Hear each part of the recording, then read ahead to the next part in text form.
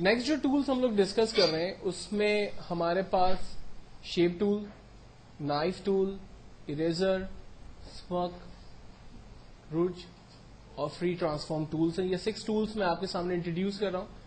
اس میں سے پہلا شیپ ٹول بہت ہی پاورفل اور بہت ہی امپورٹنٹ ٹول ہے.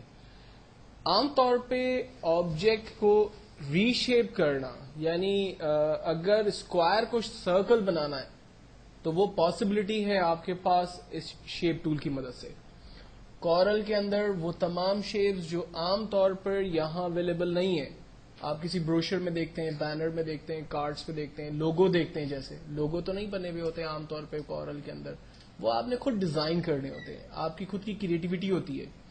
تو ان تمام کاموں میں یہ شیپ ٹول بڑی مدد کرتا ہے. یہ کیسے کام کرتا ہے اس کو میں جسٹ انٹروڈیوس کر رہا ہوں ایک ایگزامپل کے ساتھ، آپ اس کو سمجھنے کی کوشش کریں. سب سے پہلے میں ایک اینولپ بنانا چاہتا ہوں. اینولپ بنانے کے لیے میں نے ریکٹینگل ٹول لیا، سیدھا سیدھا میں نے ایک اسکوائر ڈرا کر دیا. اس ریکٹینگل کی میں نے ایک ڈپلیکیٹ کاپی لے لی.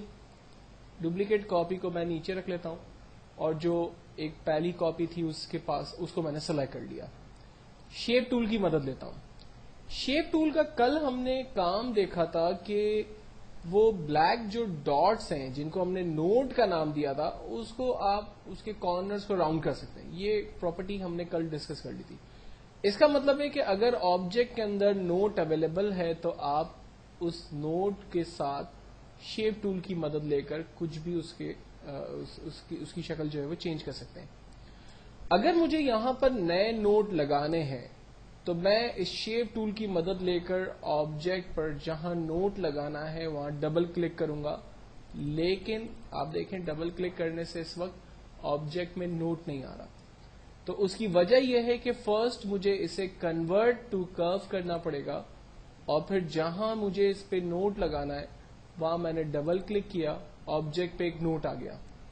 نوٹ آنے کے بعد میں شیپ ٹول کی مدد سے نوٹ کو پکڑ کے نیچے کی طرف لے جاتا ہوں. لائک یہ ایک اینولپ کا باٹم حصہ، ایرو کا ٹول لیا، اس شیپ کو لے کر دوسری جو کاپی ہم نے بنائی تھی اس کے ساتھ مرج کر دیا، دونوں کو گروپ میں ڈال دیا. آپ دیکھیں یہ کمپلیٹ اینولپ کا شیپ بن گیا میرے پاس.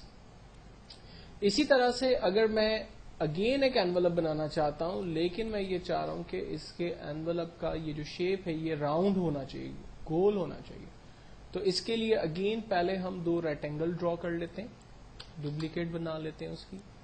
پہلے والے شیپ کو سلیکٹ کر کے شیپ ٹول لیتے ہیں اور اب میں اس پہ ڈبل کلک کرنے کی جگہ سنگل کلک کرتا ہوں. فرسٹ میں اس کو کنورٹ کرتا ہوں اور سنگل کلک کرتا ہوں.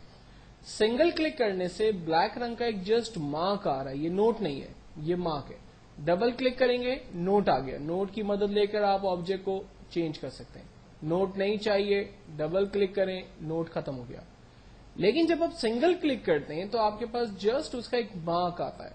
اس مارک کی مدد سے ہم اس کی ایک پراپرٹی یوز کرتے ہیں، کنورٹ لائن ٹو کرو. جب ہم پراپرٹی میں جاتے ہیں تو جو بلیک رنگ کا مارک تھا اس کے ارد گرد 2 اور ڈاٹ آ گئے.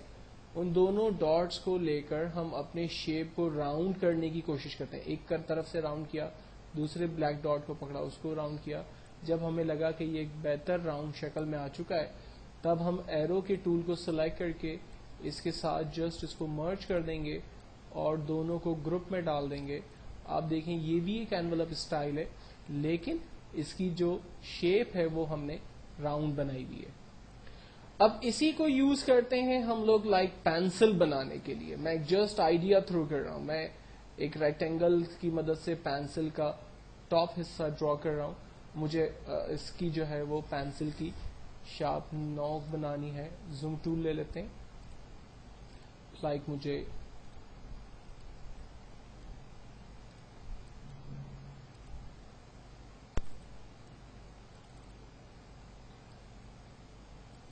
اب مجھے ایکسٹرا ایک نوٹ کی ضرورت نہیں ہے چونکہ یہ اسکوائر ہے اور مجھے اس کا ٹاپ حصہ جو ہے وہ ٹرائنگل شیپ میں چاہیے.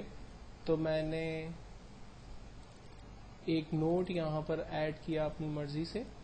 نوٹ ایڈ کرنے کے لیے ہم شیپ ٹول لیتے ہیں، کنورٹ کرتے ہیں، سینٹر میں ڈبل کلک کیا، نوٹ آ گیا.